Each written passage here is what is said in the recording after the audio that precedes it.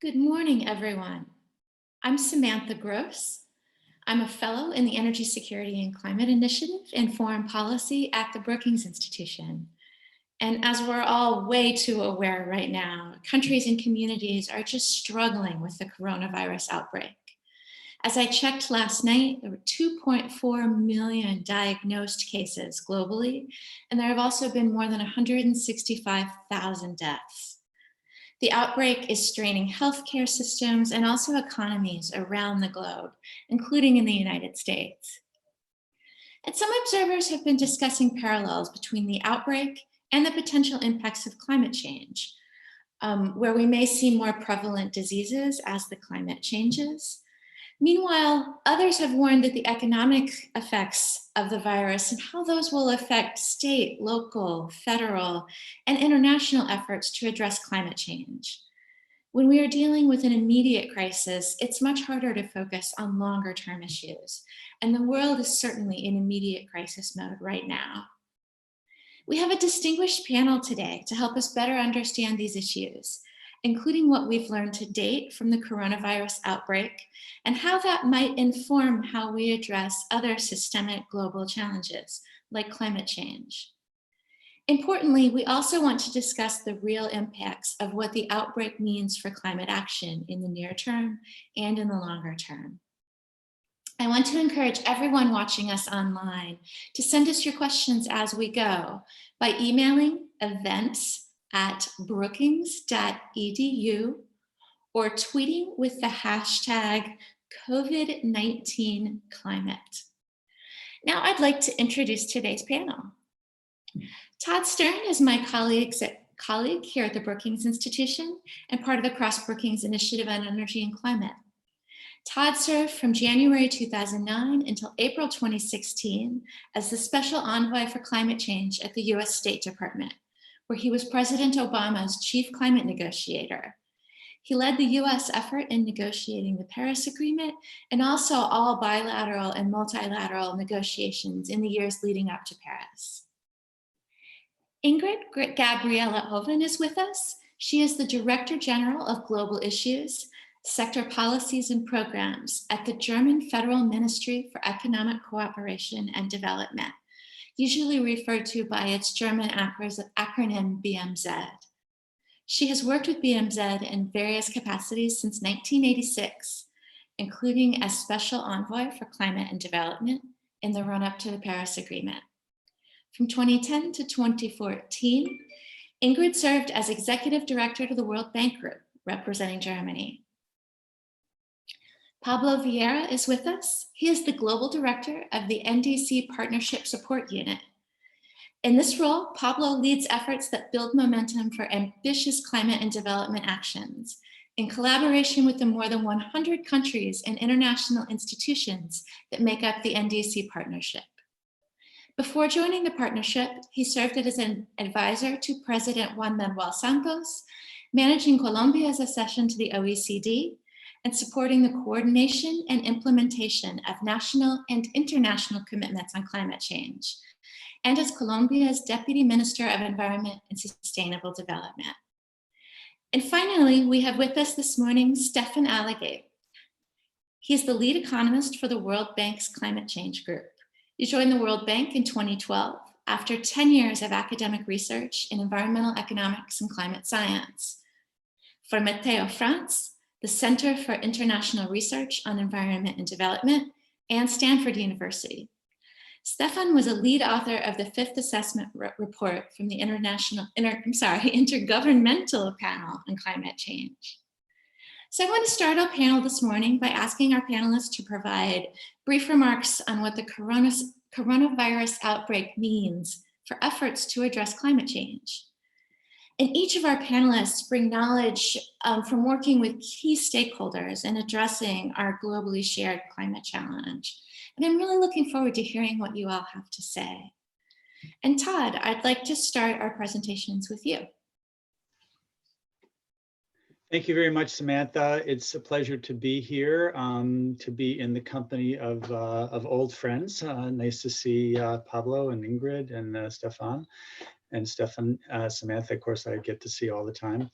But pleasure to be here to take a look and a think at this important subject. And I'm just going to give a few kind of broad framing remarks, and then we can get going from there. So I think that the broad question is in whether and what ways the coronavirus catastrophe that we are living through right now will have negative or positive effects on our ability to address climate change at the speed and the scale that we need to.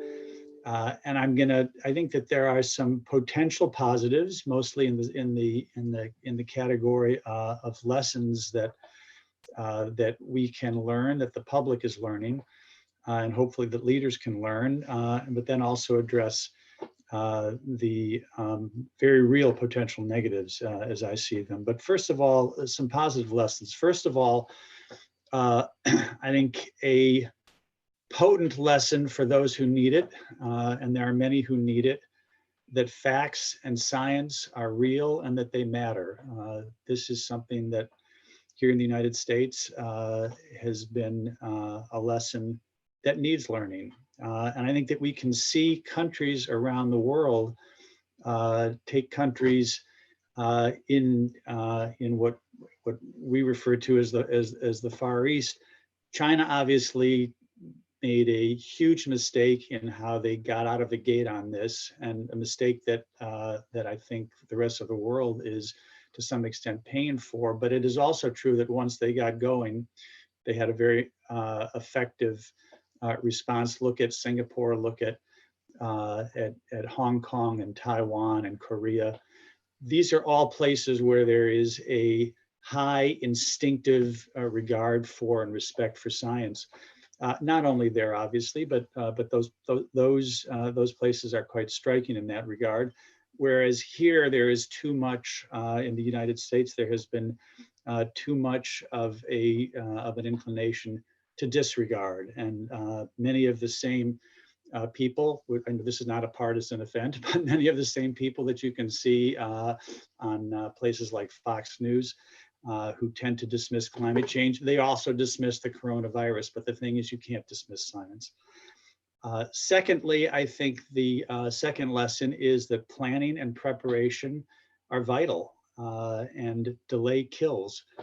The coronavirus is not a black swan event. It's just not a black swan event. There have been, they were ample warnings that, and we have lived through other epidemic and pandemic events in recent years, and it was clearly going to happen at some point this year, next year, the year after that. But the lack of preparation, and this is broadly around the world, is not everywhere, but in too many places, and again, certainly here, a big problem.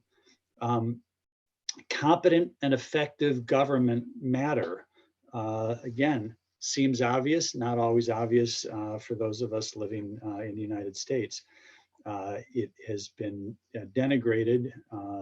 The deep state, thank God for the deep state, right? I mean, these are people who are trying to help deal with this crisis right now.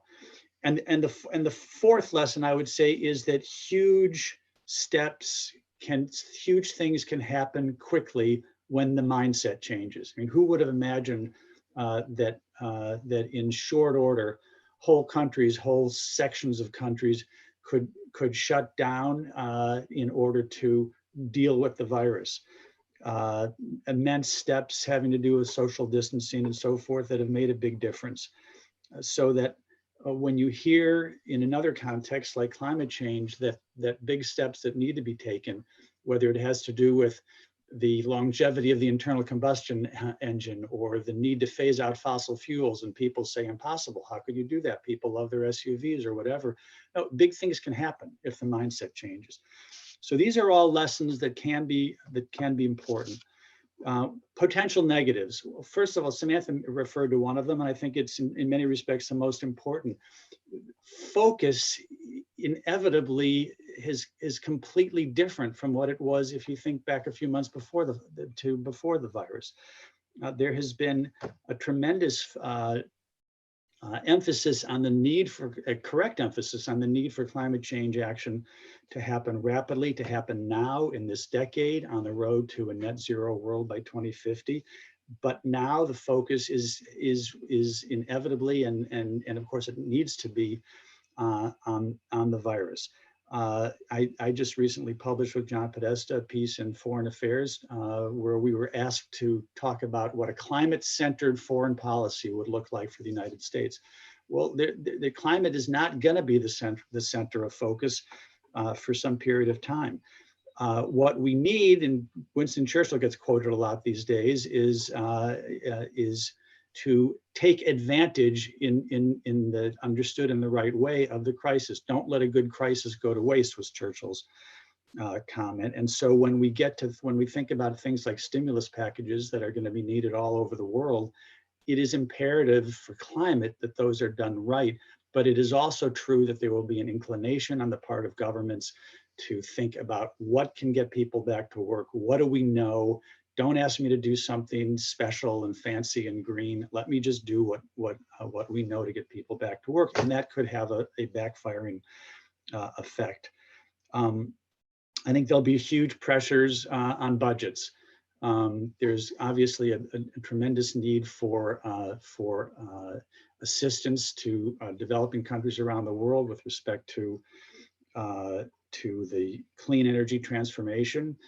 And if you think about the United States, one of the things that we will need to do if we have a climate-oriented president after November is just, for example, to make up our arrears to the Green Climate Fund, which stand at $2 billion, and to put in our own replenishment to catch up to other countries. And yet the pressures on our budget and the pressures on European budgets and budgets all over the world will be absolutely immense. That will be difficult. There's a huge related imperative for green investment around the world, again in developing countries, to help them move towards a decarbonized form of development.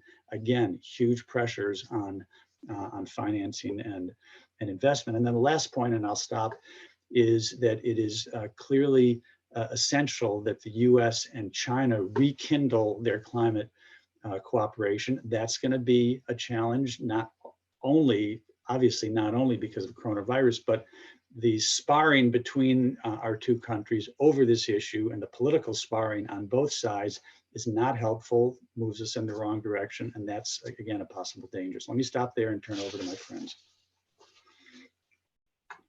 Todd, thank you very much for your comments. Ingrid, would you like to speak next? Thank you, Samantha, and not so many thanks to the Brookings and the NEC partnership for inviting me, and I'm so happy to be part of this very distinguished panel. With respect to the lessons learned, of course, possibly it's still too early to speak about lessons learned, but as Todd said, we already can sense that there are some early emerging lessons that actually can stimulate the debate also about how we are going to deal with this even bigger threat, the climate change for all, our economies and humanity. The first thing that I would like to add to Todd's points is actually that the coronavirus shows us how vulnerable we are. Our economies, our societies, we thought we are strongholds. We did so well over the last couple of months and years, but still actually the COVID-19 is actually showing how big the global vulnerability is and how little we are prepared. We are actually underlining with this living throughout this crisis that we are living in a global village. This is one global village, and we have to take care of this global village. The second point is, and this is still to emerge, but we have to take this into consideration. Nowadays, the debates actually focus on the numbers that come out of industrialized countries, people infected, people that are better off now, people that have died. But the worst is still to come for many, many developing countries. We know that, for instance, in Africa, health systems are not prepared, systems are weak, there are no safety nets in place. And so we know that we don't have statistics and data that can show us now, I mean, today and tomorrow, how big the infection already is. We know that after the Ebola crisis a couple of years ago, we didn't actually thereafter did the proper implementation of the lessons learned. And now those countries again are going to be faced with a very severe impact on their economies, on their people, on their smaller villages. And we have to figure out how really to give a hand to those countries. First estimates tell us, for instance, for Africa, that the economic activity is going to be halved through COVID-19. This is unprecedented. And we know that actually if the poorest will be hit, and there is an analogy to the climate crisis, because we also know that the impact of climate actually hits the poorest more than the ones that are better off. So this is the second lesson. The third one is the same on the scientific evidence and how actually governments react to science. So even in Germany, I can tell you, Todd, I think that I've never experienced, although we received the IPCC reports and the many actually warnings from the scientific community, but I have never experienced that actually in a country that so much attention is being paid to scientific advice and the recommendations, and how much attention this gets in the broader public. And I hope that this can be maintained and gives a new actually a flow for climate scientists to tell the story and to warn us about what is going to happen to all of us. But the fourth and most important point that I wanted to underline, that what we are seeing is an emerging solidarity, creativity, a new kind of discipline, selflessness by people, changing their way of living, but especially the solidarity. So first steps have been taken. For instance, just a couple of months ago, when in the climate context, we spoke about debt issues, a debt moratorium perhaps, to deal with specific impacts of climate change. This was a no-go area. And the decision of G20 ministers, finance ministers, to think about a debt moratorium, although this is attached to specific conditions, is something unprecedented and is historic and can pave the way for bigger solidarity actions to come.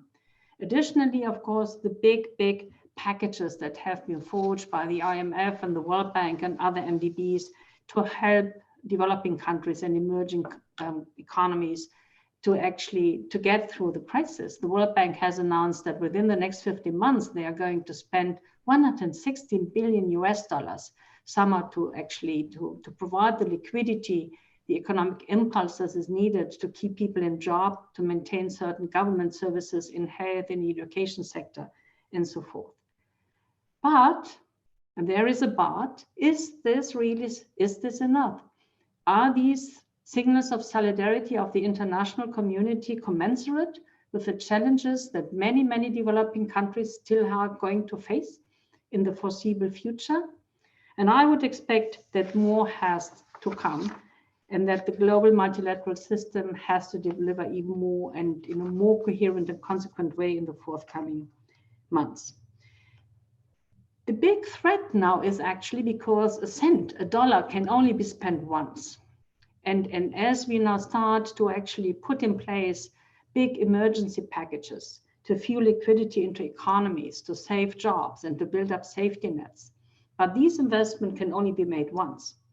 And then in the second wave, as we start actually to build up recovery investment plans, also this money can only be spent once. And unless we make a decision right now in each and every institution that is in charge of these new emergency packages, to use it in a way that at the same time we also serve the goals of the Paris Agreement, we are going to lose opportunities, big opportunities, and especially time.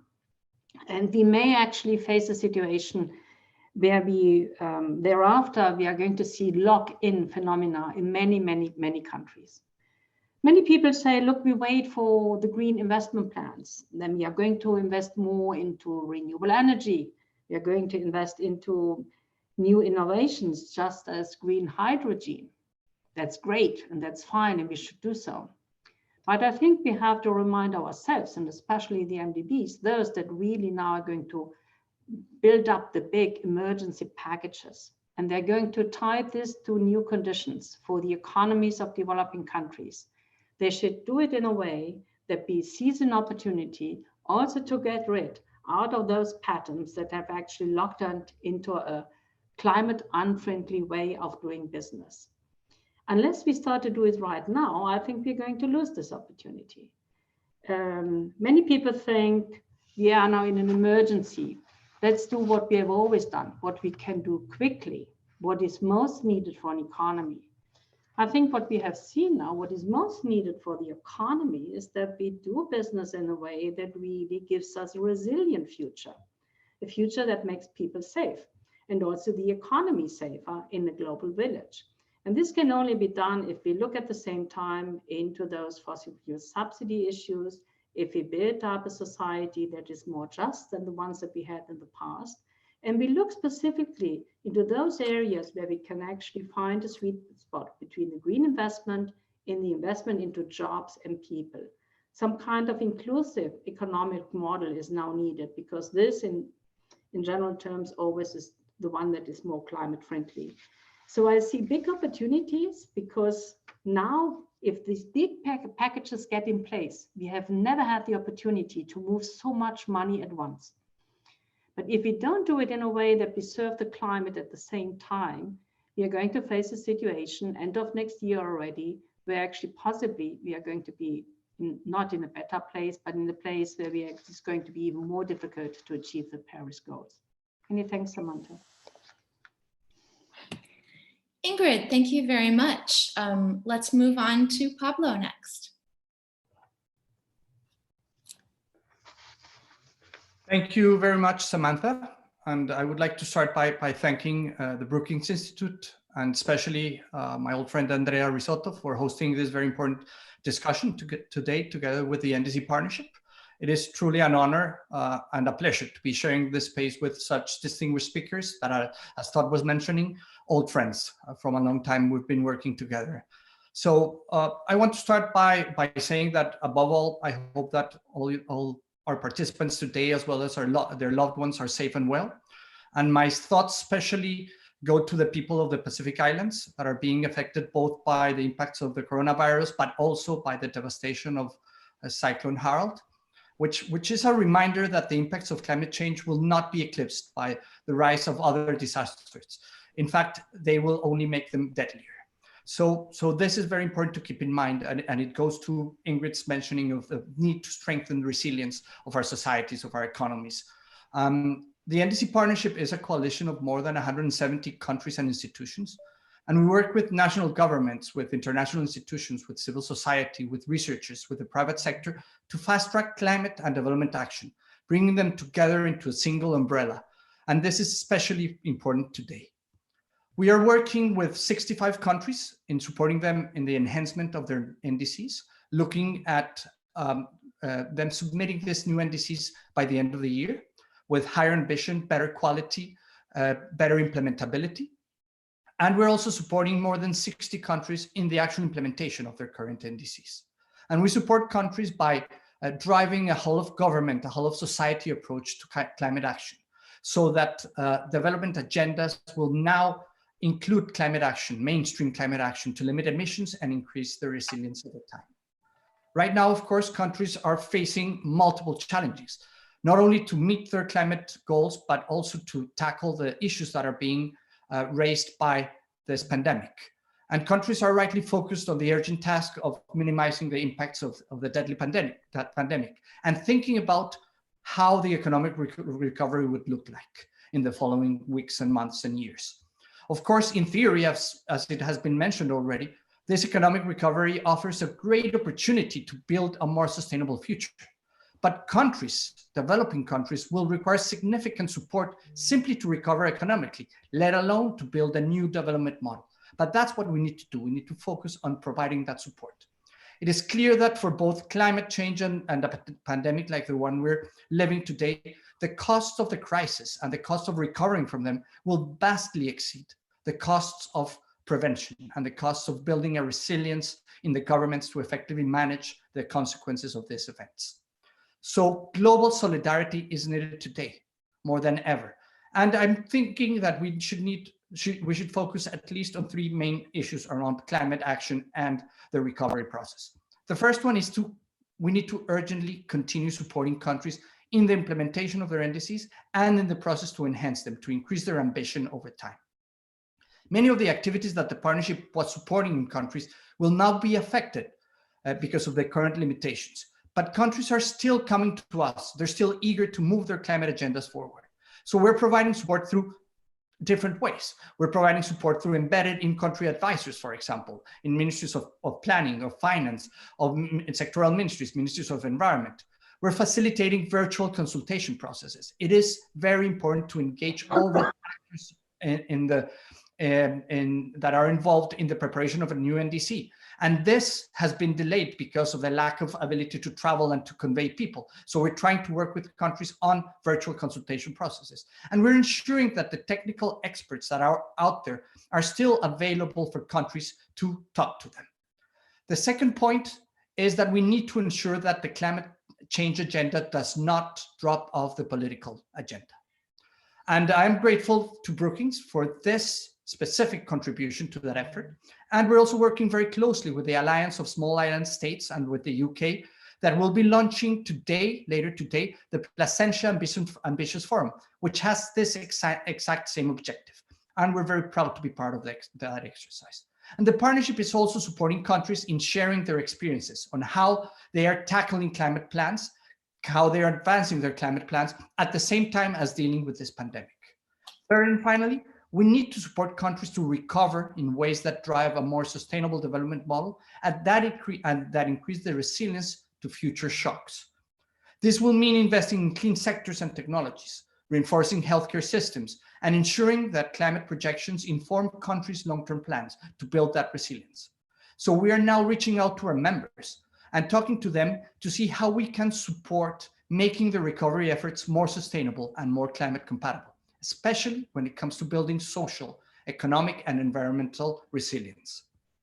The partnership is just starting to hear from countries about their needs, especially in reaction to this pandemic, but early indications are already showing that countries are very interested in green economic stimulus.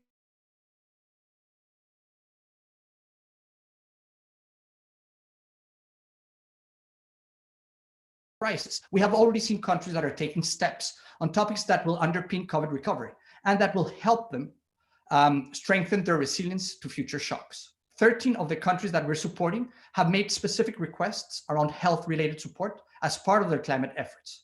This can be pretty high level as countries are figuring out how to mainstream climate into their social and economic needs. But for example, countries like Pakistan have requested support in mapping the key vulnerabilities of the health sector.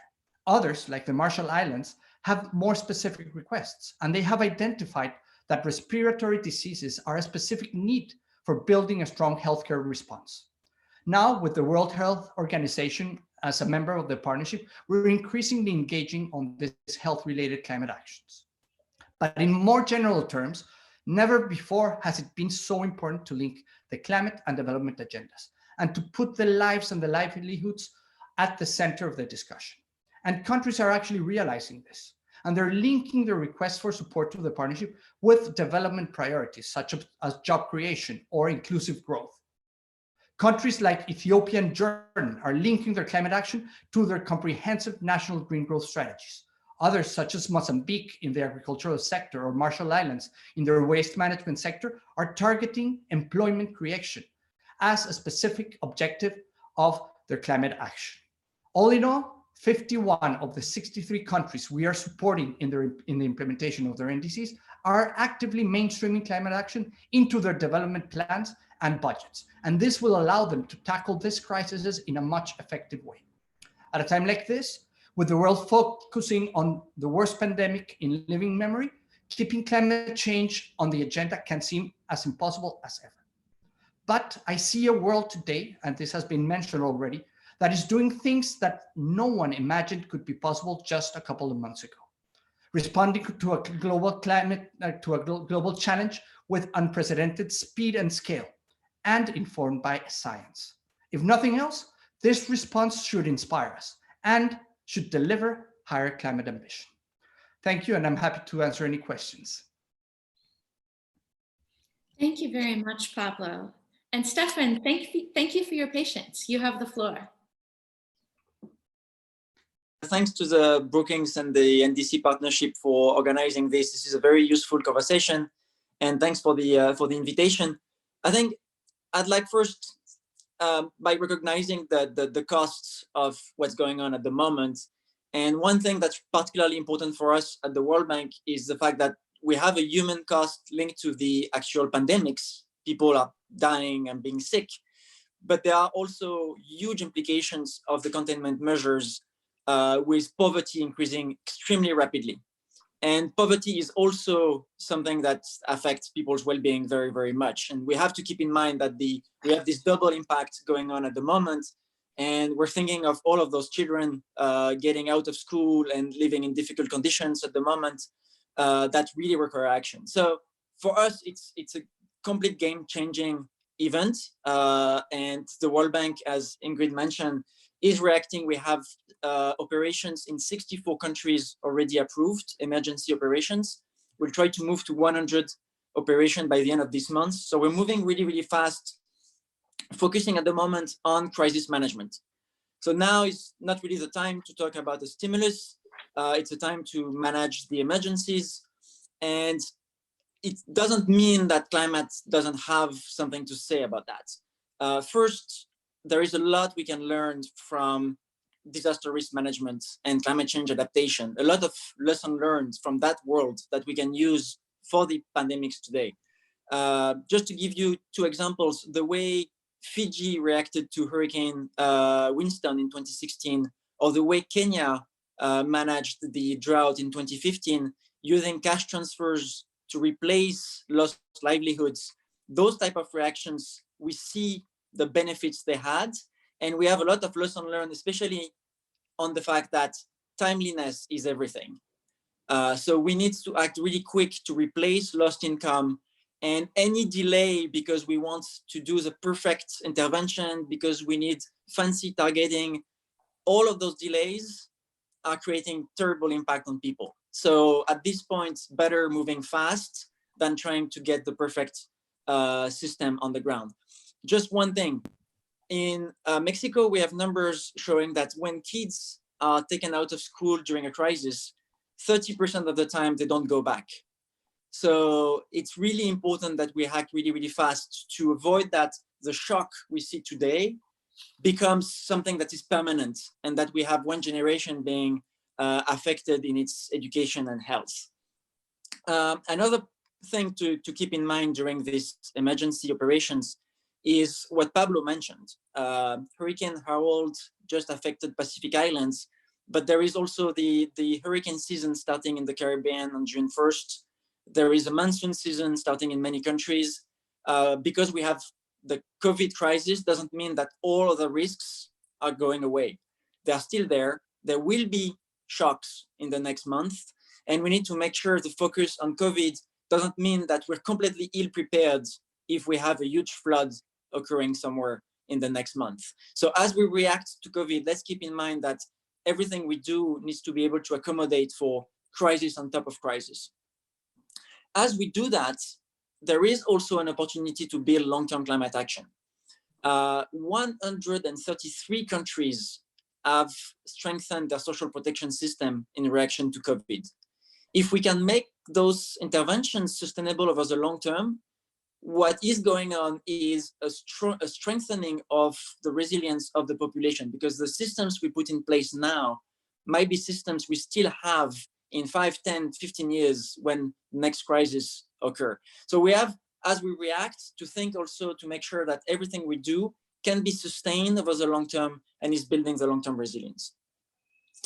And finally, as we manage this crisis, we'll move to a point where the health crisis might be more manageable, and we'll have to think about stimulating the economy to recreate all of the jobs and livelihoods that have been lost. And this is one thing that we've been working on with my colleague Steve Hammer from the World Bank to try to think about how we make sure those stimulus are designed in a way that contributes to climate action and to contribute to sustainable development more generally. We'll have probably tax reforms. So when we're doing these tax reforms, will we act on energy prices or labor taxes? What we will choose can have an impact over decades. So this will be a really important decision point. What we did to hold this process days ago was just a list of the questions one should ask when preparing those stimulus packages. And some of the questions are about the short-term benefits from the stimulus. Are my actions creating a lot of jobs? Are those jobs the right ones for the people who struggle? Can I act really quickly? Can these projects be implemented very quickly? But also all of the long-term components into those decisions. This stimulus can build the long-term growth potentials in countries by better educating the population, reskilling the population, improving health of the population. It can also increase the resilience of the population or contribute to the long-term decarbonization and the protection of ecosystems and biodiversity. So what we try to do is this list of questions, and you can pick any of the proposed measures, any of the proposed projects, run through those questions to try to at least identify projects which might look very good if you focus only on the short term, but are really bad over the long term, and those needs not to be implemented, but also to identify big priorities which can generate benefits over the short and the long term. And I'm glad to hear Pablo talk about the support to countries to do that, because right now, part of governments are focused on the emergency, but not everybody is working on the emergency, right? And we need to make sure we start now preparing what's going to happen in the next few months. And this will require finance. And as we said, the World Bank, the IMF, all of the MDBs are present to support developing countries who might have struggled to get on capital markets in the next months to finance the recovery. But finance will be only part of the problem. Technical assistance will be absolutely critical. And we need to start now preparing this phase. In rich countries, we might want to do a lot on renewable energy, transport, infrastructure. In poor countries, a lot of low-tech solutions are really good to create jobs over the short-term and long-term benefits. I'm thinking about forestry. I'm thinking about fighting soil degradation, wetland restoration, planting mangroves. All of those things can create a lot of low-skill jobs for the people who are poor and need it, but also long-term benefits. And it's not like we have to invent that. We are doing public works program, which have been doing this type of work in the past. So we have to mobilize that experience and use it as we respond to COVID. So I'll stop there, just concluding on one point on the narrative, because I think as the climate community, we have to be very careful how we talk about those opportunities. I'm sure it's very difficult to hear the word opportunity if you have been directly affected, or your family, or if you have lost your job and livelihood. So I think we have to be very careful to present that as the best way to respond to COVID is to take into account climate consideration into the response. It's not an additional agenda that we would force into the COVID response. It's really about the efficiency, the fairness of the COVID response. To make it as efficient as possible, we need to consider climate into the design. And it's not an additional agenda that we would use the COVID crisis to bring that in. I think it's really important to be very rigorous in how we talk about that, not to alienate people who must be in dire straits at the moment. So thank you very much. And I'm really looking forward to work with you and anybody on this call to move from the principles that we want to do this to the practicalities. How do we help government do it in a very difficult context? Thank you very much. Thank you so much, Stefan. I also want to say thank you to all of our speakers. It's very clear from what I have heard that your presentations are very clearly addressing the kinds of questions that our listeners have sent in. And so clearly you're hitting the nail on the head with your comments. For those of you listening and watching, I'd like to encourage you to send more questions. We're still taking those in. You can send those to events@brookings.edu, or you can tweet including the hashtag COVID-19 climate. So I'd like to open the question and answer now. I'm not necessarily going to attribute the questions because I'm often combining and working together questions of a similar flavor. But I can assure you that these all came in from real people and generally multiple real people. But my first question, I think I'd like to talk about what happens now with the upcoming COP cycle. We've had to delay the COP because of COVID-19. How do we go about keeping momentum going? And how does the delay of this year's COP affect our ability to keep moving on international climate work? And I think I'd like Todd to start with that question, and then maybe we'll move on to Pablo, and then open it to anyone else who'd like to comment. Thanks very much, Samantha. I also want to just before, I'm going to take your question, but I just want to emphasize how important I think Stefan's very last point was. I mean, this whole presentation was excellent, but the last point about the way we talk about this, super, super important. Now, on the issue of the COPs, look, I think that that obviously this year's COP26 is postponed. There's a discussion that's going on right now about whether it takes place in the summer in June or July or more toward the end of the year, November, December. My own view, and this is not a view that I have discussed with the actual people in charge in the UK, but my own view is that we should not try to rush that into a middle of the year COP. We should allow the time that's necessary. We are still going to be in the midst of this COVID crisis for quite some time. I think trying to force the COP a few months earlier than at the more normal time at the end of the year, to me doesn't make any sense. I would do it then.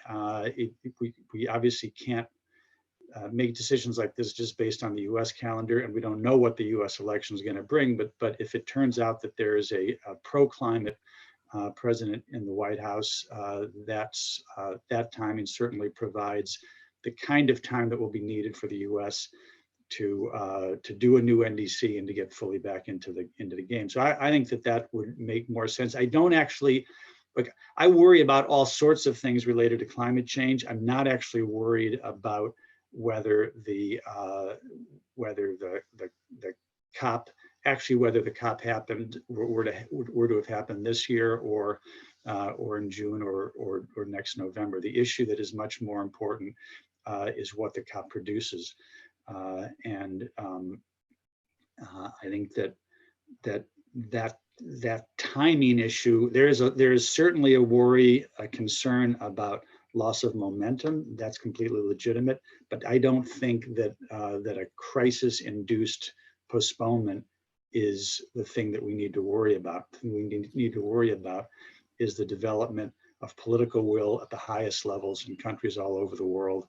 What happens here in the United States, from my US-centric perspective, but also a perspective that's informed by all the years I spent at the State Department around the world. I think that what happens here, which none of us can control, obviously, but quite important in terms of building that international momentum again.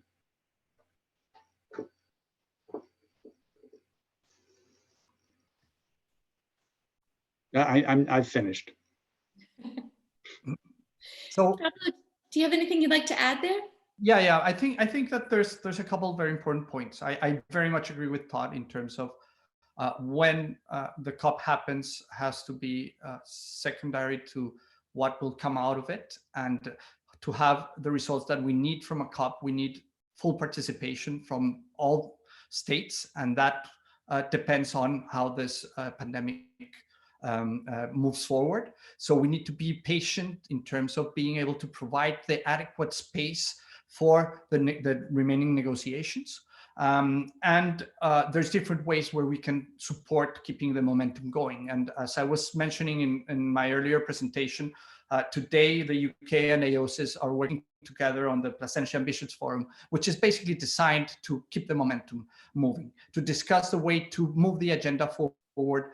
And we will see a lot more of that, virtual gatherings and discussions that will allow this to stay at a political level, hopefully at the highest possible political level. But I think that there's another very important point around the importance of COP and the importance of 2020, which is the submission of the new NDCs. This year is very, very important because it is the first cycle where countries are expected to bring in their revised climate commitments, their new NDCs. And this is fundamental for us to be able to achieve the goals of the Paris Agreement as soon as possible. Now, the partnership has been working very hard over the last year or so on supporting countries put together new, enhanced, more ambitious NDCs. But some of this work has been delayed.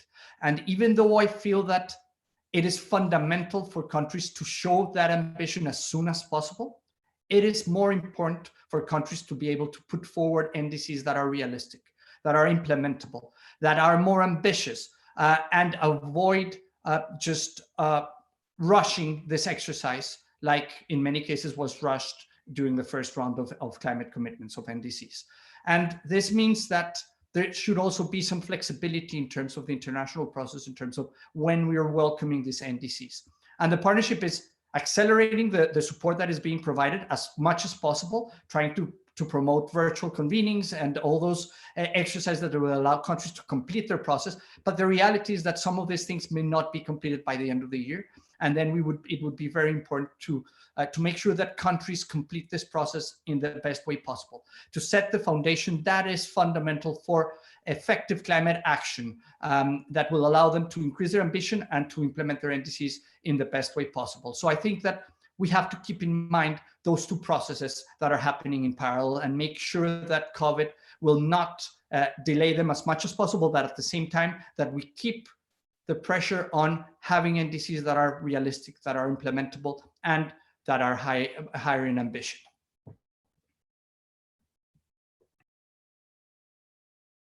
I'd like, go ahead.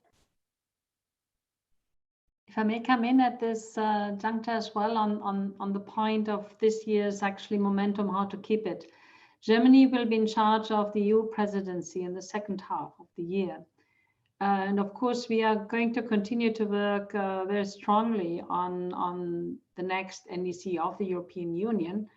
And although possibly, I mean, the process has now changed because we were actually focusing on COP26 in November as well, but still, we are going to continue with our outreach activities and cooperation activities throughout the year. For instance, the dialogue with emerging economies, the continued cooperation with India on renewable energy and the transformation. Additionally, we are going to work with Africa also on the energy transition and what is needed in order to make it happen. This, in addition, this may not be at the radar screen or at the forefront right now, but the work programs continue, and we are going to continue with these cooperation and outreach activities because we consider them as very important to pick them up perhaps more forcefully than in the next year. Additionally, of course, climate finance is going to remain on the agenda, as Todd said in his introductory remarks. So we are trying to use actually virtual meetings to keep momentum, to monitor whether industrialized countries keep their promises, whether we are getting to the 100 billion that we have promised. In Germany for this year, we are going to fulfill the announcement made by Chancellor Merkel that we are going to double our public climate finance from 2 to 4 billion euros. And we try by doing so and by implementing this additional climate finance, try to keep momentum on the ground and seize the opportunities to help the NDC process, the climate agenda at large, and to give confidence to developing countries that this agenda is alive and that we stay as promised in Paris at their side and give a hand also to deal not only with the transition agenda and the justice agenda, but also at large with the resilience agenda, and try to stimulate more funding that goes into either safety nets or disaster finance schemes that may actually provide an additional cushion to people that are not only severely hit, dramatically hit by COVID-19, but in addition, as Stefan said, now are going to face, again, extreme weather events and its impact. This is not going away.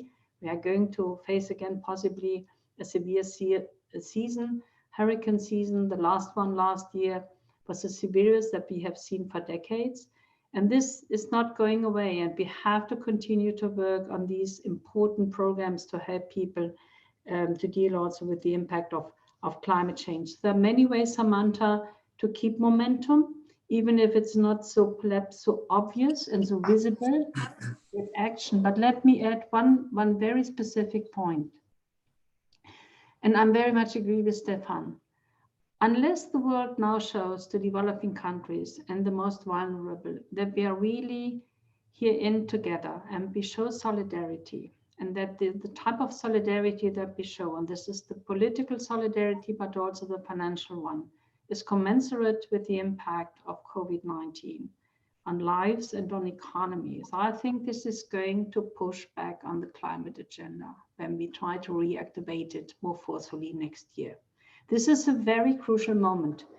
And we saw similar moments in the financial crisis, similar moments after 9/11. And without actually now showing this broad solidarity at large, I think we are not going to pave the way for a bigger action agenda on climate next year and thereafter. So I can only say, I think everything that we can do, very timely, very bold, and very much people-centered, I think is also going to be an investment in the favor of a more secure future when we go back into the climate agenda. For me, this is not an either or, but actually is absolutely necessary that we deal with the crisis now forcefully in a big solidarity. And this is going, I'm very much believe in this. It's going to pave the way for even also perhaps a stronger climate action thereafter, after the crisis. Yes, maybe just one quick point on that. So I think that we have to take into account that the context has radically shifted, but we should not just drop everything we were doing because there is COVID. And I think this is also a signal that needs to be sent that we will get through this. It won't last forever. And this signal is reinforced if we make sure we don't just stop doing everything we're doing. We used to do that because it's important and it makes sense, and that hasn't changed. So I think this is a strong signal to change. One idea right now on the NDC development, because I agree that the quality of the NDC is much more important than a few months delay. It's the quality of the NDC absolutely critical now. One thing that we could do and that we'll try to do with our work on NDCs is to look at the different components to also identify things which have very short-term benefits in terms of jobs and activity or replacing livelihoods, so that we can also, in the process of designing and strengthening the NDCs, also be very explicit about the short-term benefits that they can have with a stimulus. So, I mean, maybe Pablo can say more on that, but in this NDC partnership, I think bringing also much more explicitly the benefits over the short term of those plans could be a good thing at this time.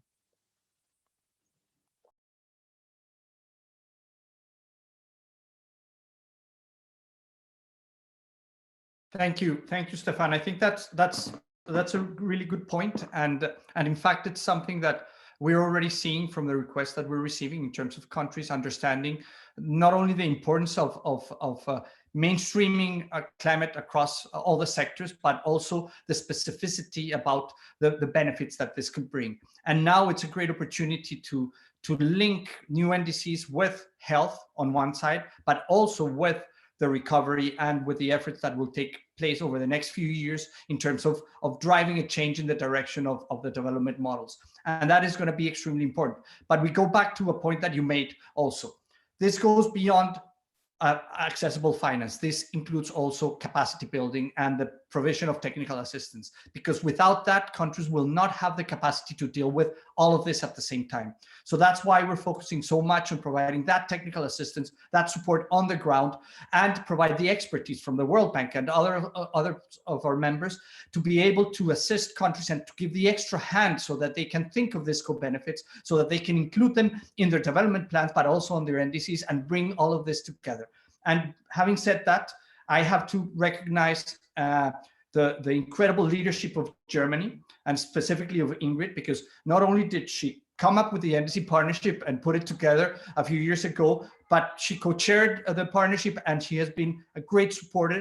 And it's great to hear from Germany that support will still be available, because this is a big question that we're hearing from our members. Are we going to see dropped accessible resources for us? Will this change the availability of finance, of technical assistance for countries to move forward their climate agendas? So sending a strong message from those countries that are big donors and are big supporters of climate action, in terms of, we're still here, we're still going to be putting money into this, we're going to be supporting countries, is fundamental. And I think we need to make sure that everyone hears this.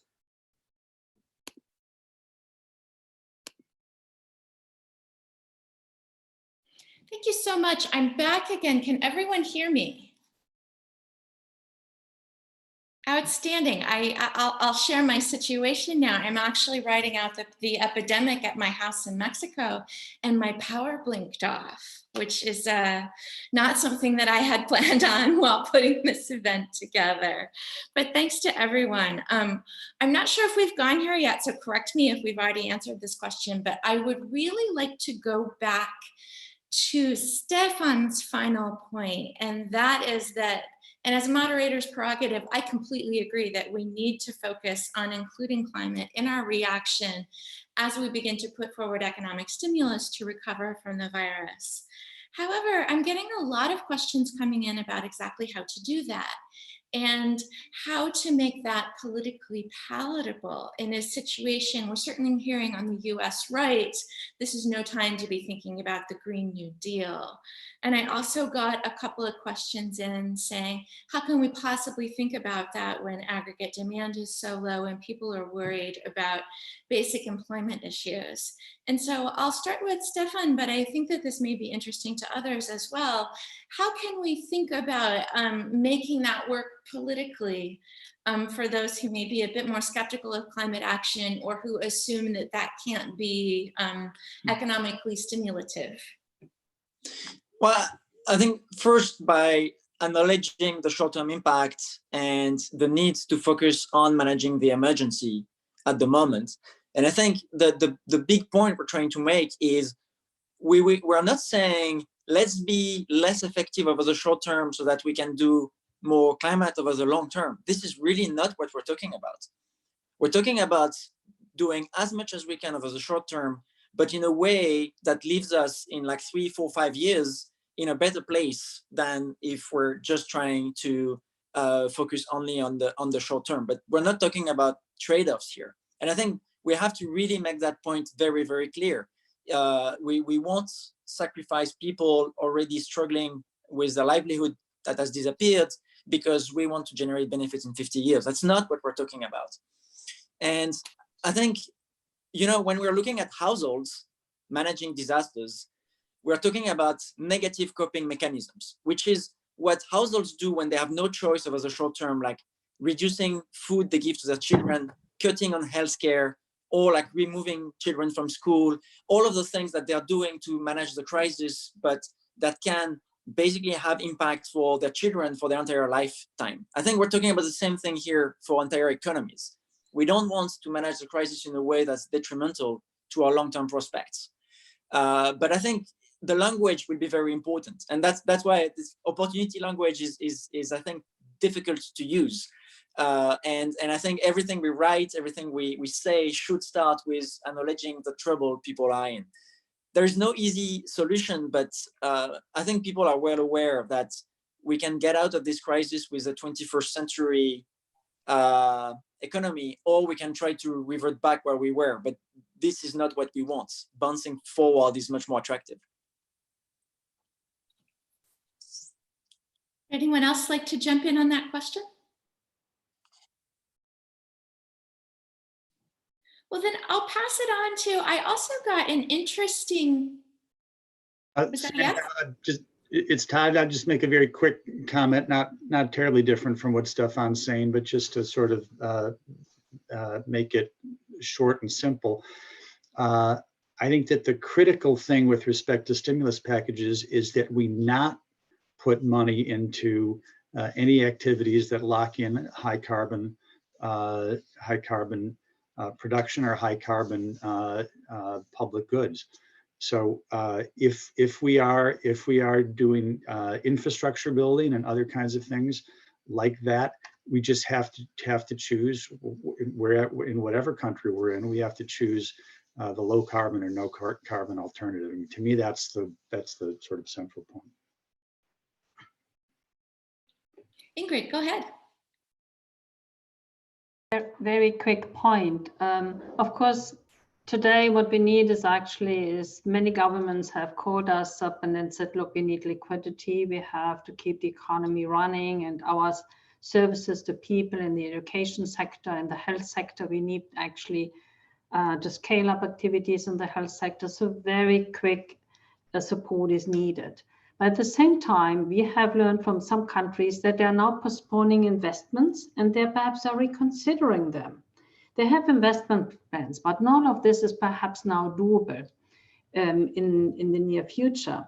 And this gives a chance of time, perhaps, to look into the investments plan again, and then to figure out next year what are really the essential investments that bring actually back the economy at the same time, but also create more jobs, perhaps than previously thought.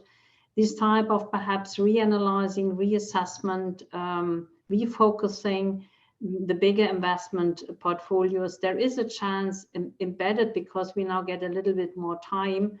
While in the immediate future, of course, we have to make sure that emergency packages are being allocated and implemented. There's a little bit of window of opportunity that I see, and that it gives us time also, for instance, to look into some of the sector portfolios. Should we now continue to invest perhaps into traditional energy provisions, even if it's perhaps now what has been in the plan, or do we see some opportunity, but perhaps to give us time to look what does it take to provide rural communities with off-grid energy supply packages that are perhaps even cheaper than the traditional investments. And if donors and governments move hand in hand into this direction, I think we can find these win-win spots, even, throughout the crisis. We have to handle both. We work now on the liquidity side, but at the same time, agencies are starting to look into the stimulus packages and what comes beyond the crisis and what has to happen next year. And therefore, I think now it's so crucial, also as Pablo said, to look at what is needed in order to bring economies into the climate course and try to do this at the same time. I think there are actually chances to do this to the benefit of the economies and people. Not at the expense of a swift response to the immediate human crisis that so many countries are already facing, and many poor countries still are going to face even a bigger impact. This comes first, but thereafter, I think we should be conscious about what comes next and do this also in a climate-friendly way. We have the technologies at hand. We know that they are actually favorable for many economies, not to get back into lock-in effects, perhaps to think about mobility in cities differently. Technologies are at hand. What is needed, I think, and there is now a big chance, really bigger investment programs, upfront loading of investments to really change the whole systems. In the past, economists have often said, our investments are too incremental. They are not commensurate with the challenge that climate change poses to our economies and what we have to move and transform. Now imagine if we really move now billions throughout stimulus packages and recovery packages from next year on. This is the type of perhaps financial package that is needed really to get a system change in place. And as Stefan said, this needs capacity, analytical work. But I think many MDBs, many agencies have been working in this arena for many years. And we now should actually take advantage of this knowledge and put it at the disposal of governments so that they can make better and better informed decisions how the economic recovery should look like. Thank you. Maybe just a quick point on the politics, because so in all of the examples we're giving, they are not only climate actions, right? Ingrid just discussed like transport in cities, for instance. I mean, difficult to make a generic statement about politics because every country is different. But in some cases, it might be easier also to convince people if we make that a point about sustainable development in general and not only about climate. And for instance, if those packages can also help build the education and the skills of the population so that over the long term, the prospects of the economy is better, I think this is also part of the equation. So depending on the countries we're talking about, maybe it's better not to be only focusing about climate, but also talk about the environment in general, agricultural productivity, like agroforestry, mangroves, plantings, all of the things which are much broader than climate, but have climate embedded in them. Pablo, go right ahead.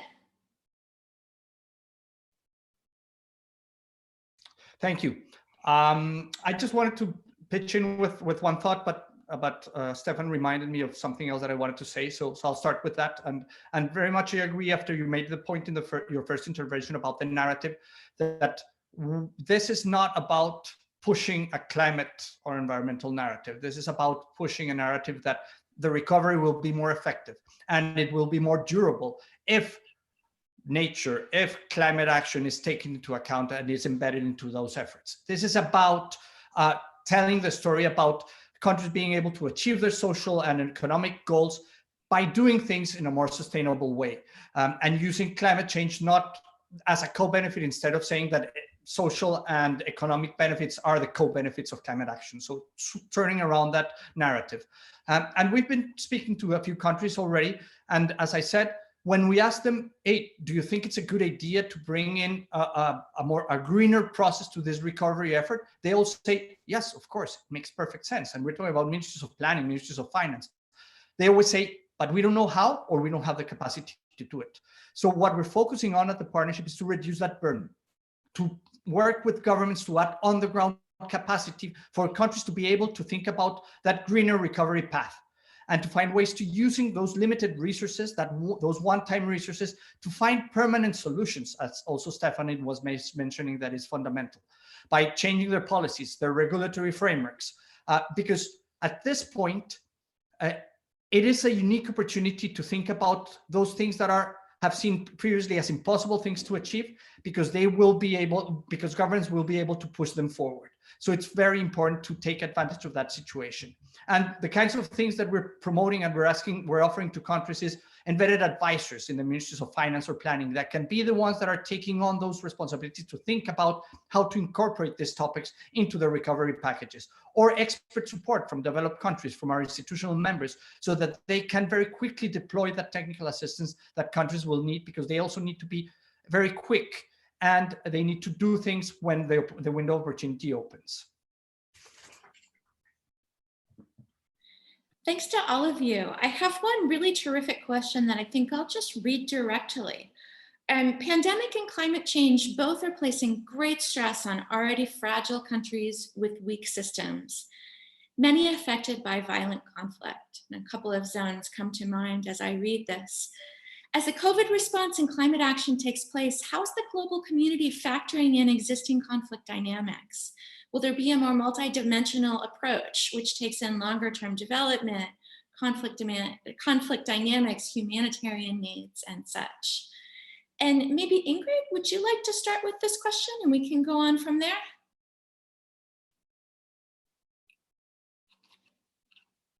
Yeah, for sure, Samantha. Let's take a country like Yemen. I mean, and this comes immediately into our mind, and we know how people of Yemen families are suffering. I mean, the first point, actually, we shouldn't actually now neglect, due to COVID-19, the other crises that are still out there. There's still a huge need that has been uncovered. People are dying simply due to conflict and malnourishment because they don't have access to water, to sanitation facilities, and not even to one decent meal a day. So this is one point one has to bear in mind, and we should continue, for instance, to support the World Food Programme, UNICEF, and those 8 UN agencies that have been really absolutely at the forefront of helping those people that are suffering from conflict therein. Additionally, of course, when you look into those programs, and we have started to do so with WFP and UNICEF a couple of weeks ago, they indicated to us that those people are specifically and even more vulnerable to COVID-19. So how can we make sure that either in refugee camps, in those hotspots areas of poor and vulnerable people, to somehow to complement, to make programs stronger that deal with water and sanitation, hygiene, healthcare issues, to make sure that we can build a little bit more of a cushion if possible, and if people are still on the spot. So this is very high on our agenda and can't be forgotten. We have to continue to provide more support in those specific programs. One additional element when it comes to longer term conflict prevention, and it's also an issue how possibly in those nations that are actually weak and vulnerable and don't have strong system, nor on governance, nor on health, how COVID-19 can actually perhaps erode the systems that are in existence and can actually fuel additional conflict. And this, of course, therefore, we make a plea that really the response in each and every country is bold, and that we try somehow to make societies and economies more resilient vis-a-vis the additional impact of COVID-19. If this may actually end up in a situation where people start to fight because they feel neglected and left behind, it would be even worse. One specific point I would like to make, because this is a specific issue that we have to address perhaps more forcefully, and this is actually right for countries that live in conflict, for those situations where people live in refugee camps and had to migrate from their countries, or are internally displaced people. Those that suffer most are actually women and kids.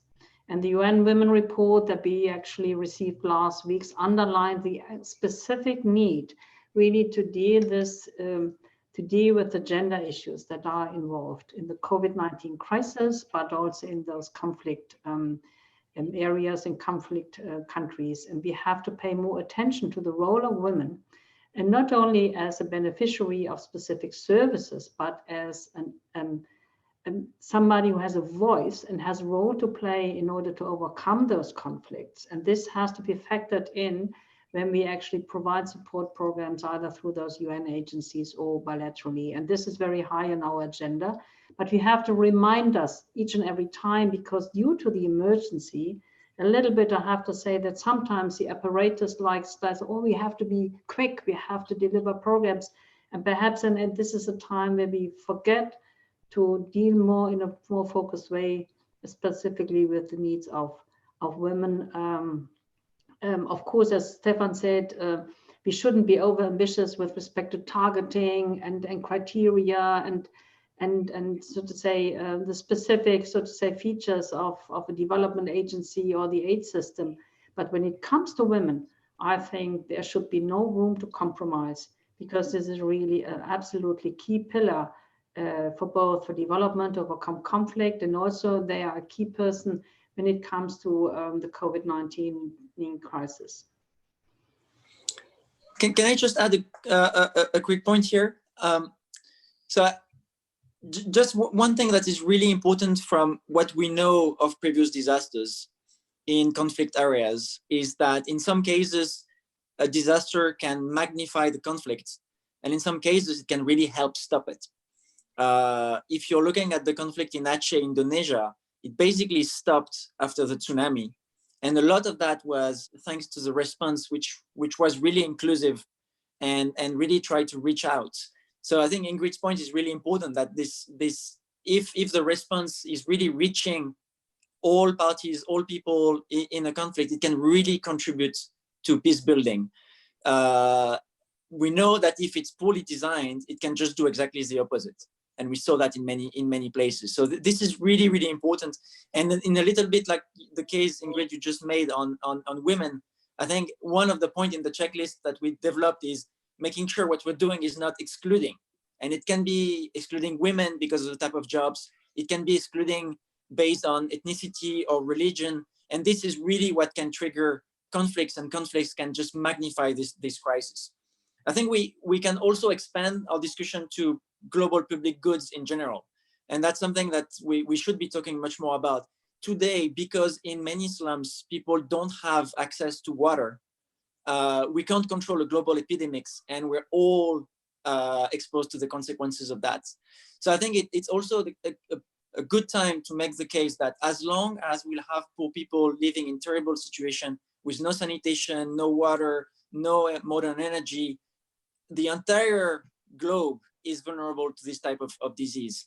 So I hope that also the conversation on solidarity that Ingrid discussed earlier can also make the point that solidarity is good because it's the right thing to do, but there is also no way out of this type of global crisis if there is no solidarity. It's also necessary to fix that problem.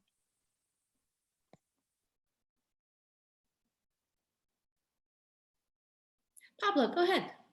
Just very quickly, I think this comes back also to something that has been discussed before. I think it's fundamental that the Sustainable Development Agenda and the SDGs serve as an umbrella to all planning and development processes, including the recovery. This is to avoid competition between the sectors and the issues. This is to bring the synergies because they're all interconnected. And of course, to be inclusive and to put forward solidarity. Of course, being inclusive at this point can be very difficult. So we need to find ways to innovate also to be able to bring inclusiveness. In these moments where bringing together people, where consultations, where traveling, where all these processes are going to be very difficult. So being able to set up recovery plans that are inclusive is going to be challenging, but it's going to be fundamental. Thanks. I'd like to ask one question that very much relates to the way the environmental impact of the COVID-19 crisis has been covered in the news media. We've all seen tons of stories about how much greenhouse gas emissions have come down, about how blue skies are, that there are dolphins in the canals of Venice, and that folks in northern India can see the Himalayas now. We've all seen those stories about how this has in many ways been good for the environment. However, I mean, destroying the economy is not the way to improve the environment. That's not a sustainable way to make things better. How do you go about talking about this crisis in terms of its impact on the environment? And might some of the improvements in ambient air quality and things that people can really see, might those increase the public push for climate action? Might those in themselves help people understand what they could achieve? Or is this just entirely negative and this kind of coverage that we're seeing is just completely missing the point? I would love to just hear some comments on how you feel about the way this has been covered and whether that coverage could have some positive effects or whether it's really missing the point. There are a lot of people who ask that question in various flavors and from various points of view. But I'll take a crack at that, Samantha. I think that a couple of things. I think, first of all, as a matter not of messaging, but of reality, the benefits, so-called benefits to reduce greenhouse gases or other pollution are very transitory and fundamentally miss the point. I mean, we're gonna improve on climate change to the extent that we decarbonize our economies, to the extent that we shift from high carbon to low carbon and no carbon. And the fact that we are shut down because of this pandemic is not going to have any lasting effect in that sense. And so it's misleading to the extent that there's that kind of reporting. I also think that this is a little bit of a paired question with the original messaging point that Stefan made in one of his early comments. I think the notion that there's opportunity to be had, which is Stefan's point, or the notion that, gee, look, there's a real benefit for climate change of this thing, will just send the absolutely the wrong message to people around the world. Again, I think it's actually not true, like except in the most transitory sense. But even if it were, it's I think radically wrong messaging. So I think there's actually less reporting on that now. There was some reporting on that early on. And yes, emissions did fall a lot in China, but you know what? Emissions are coming back now because of course that's what's going to happen. So I think that's, in talking to reporters and in interacting with the press, I would steer completely away from that because I think it's A, wrong, and B, exactly the wrong message. Pablo, go ahead. Yeah, I agree completely. And the fact is that what we're seeing now, it's transitory. It can be beautiful in some cases. It could be great. Maybe it will remain in our short-term memory, the potential of what can be achieved. But the reality, this is not a result of advancing clean solutions. So it's not real. And the thing is that effective climate action can only occur and needs to happen by demonstrating that it can happen at the same time as economic growth, as achieving the social and economic goals from governments. If it doesn't happen, then it's not real. Yeah. So me too. I think that actually this is just one actually impact that we see right now, but certainly, I mean, it was never meant to be a climate action, to have a drastic economic shutdown and all the social impact that it has. As we said previously, and Stefan said it, I mean, social distancing in Africa, for instance, means that people are actually losing their jobs. The livelihoods are endangered. Many people have no income at all. Liquidity problems mean that actually school feeding programs are being shut down. People can't go to school. So the human impact of the crisis and the economic impact is huge. So the transition towards a decarbonized world was meant to be different, with more jobs in the right sectors. As Irina said, if we invest in renewable energy, we can create more jobs with a lot of innovation, with a different type of mobility that not only would deal with the climate issues, but at the same time with the social issues in bigger cities, because mobility systems are very decisive with respect to inequalities in cities and settlements. So there are a lot of areas that we have discussed previously. What does it take really to make this world a more climate friendly one? And certainly the pathway that people were thinking about was about innovation, about transformation, with a lot of also job creation at the same time.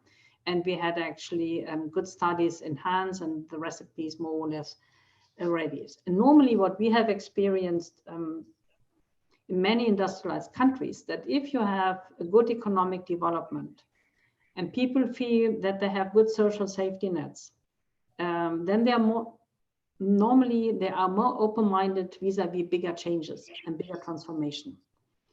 Normally an economic crisis actually makes people a little bit more reluctant to consider big changes.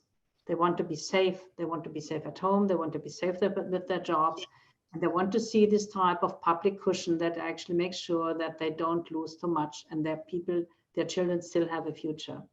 So I think the big challenge for the global community and for politicians is going to be to make sure that this type of positive perspectives remains within societies, so that they become more cohesive and they are still willing actually to deal with the bigger challenges that are still out there. And climate change is just one of them. Look at digitalization, a notion that hasn't been discussed much today, but we know that of course digitalization can bring a lot of benefits to people, even now in the crisis, COVID-19. But at the same time, it's going to be one of the biggest change elements in the future, and may destroy jobs and may bring jobs to others. But again, digitalization is going to bring big transformation to our societies and economies. And how do we get people prepared for these bigger changes so that they don't fear them, but they really actually approach them with a lot of creativity and positive spirit? And I think that COVID-19 actually now put it into a challenge, a political challenge, still to pursue the right pathway vis-a-vis a future, to make our future more beneficial for people and more resilient vis-a-vis these bigger challenges. But at the same time, we have to cruise now troubled waters and make sure that we deal with the immediate crisis, which is COVID-19. So it's not an easy task. And I have to say, I always want to be optimistic.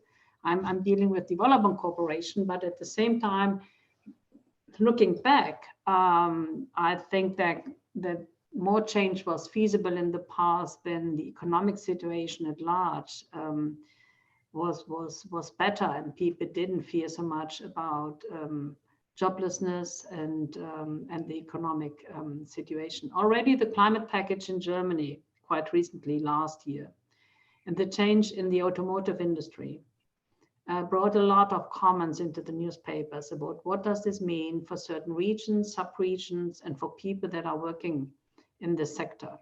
So we have already debate in many industrialized countries about what the transformation vis-a-vis a climate-friendly world means for specific sectors and industries.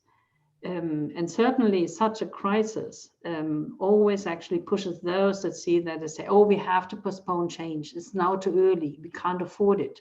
It's too difficult to handle. We have to bring people on board. We have to deal with the social impacts. And one has to deal with this at the same time. And hopefully, this is my hope, at least for Germany, by showing that we can react boldly in such a crisis with additional funding, with social protection schemes that are being now reactivated. We put them in place, the so-called Kurzarbeitergeld. We put them in place during the financial crisis by bringing this back and showing people that politicians react actually overnight and not only incrementally, but really boldly. And they're decisive to protect people, that this could also bring some kind of sense of reassurance into people's mind that if we go into something even bigger, that actually politicians actually are sufficiently decisive to bring the right recipes to the table, and then also to bring to protect people in bigger transformations still to come.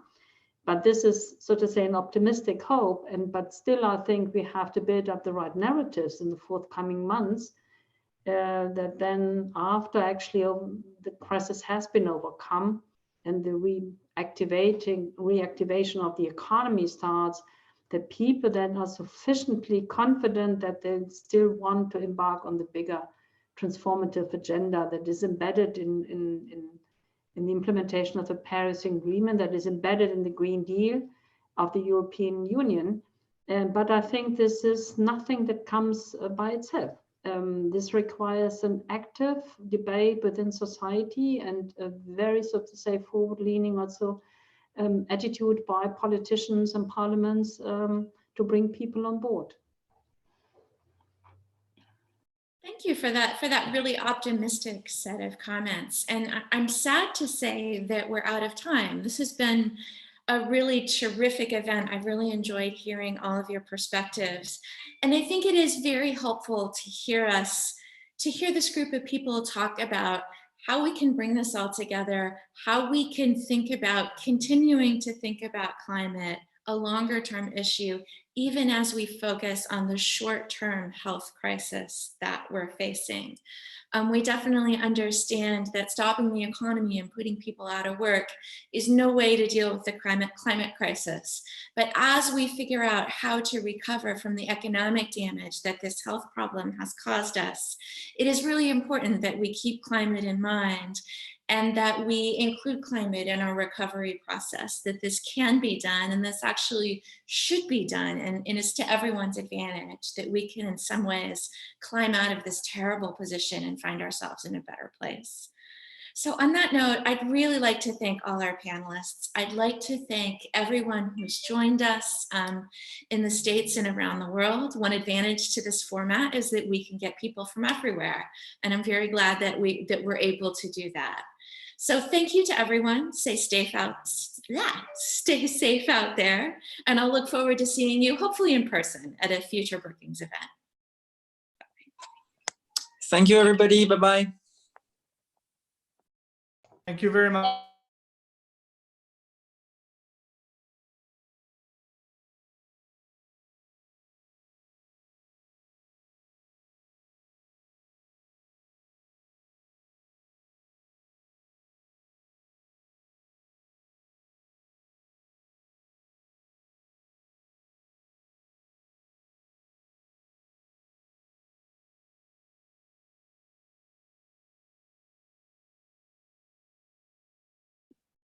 Yeah, you guys.